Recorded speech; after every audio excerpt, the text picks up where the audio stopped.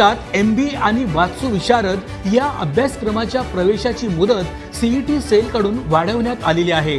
23 October 2024 पर्यंत MBA ची प्रवेश प्रक्रिया सुरू राहणार आहे। अखिल भारतीय तंत्र शिक्षण परिषदेने तंत्र शिक्षणाअंतर्गत येणाऱ्या विविध अभ्यासक्रमांच्या प्रवेशासाठी 1 महिन्याची मुदत वाढवली आहे। यामध्ये प्रथम वर्ष आणि द्वितीय वर्ष लॅटरल प्रवेशाची मुदतवाढ विद्यार्थ्यांना मिळालेली आहे। संस्थात्मक स्तरावर कॅप थेअरीनंतर रिक्त राहिलेल्या प्रथम आणि द्वितीय वर्ष MBA अभ्यासक्रमाची प्रवेश प्रक्रिया आता 23 ऑक्टोबर पर्यंत राबवली जाणार आहे। महायुती सरकारमुळे विद्यार्थ्यांना हा मोठा दिलासा मिळालेला आहे।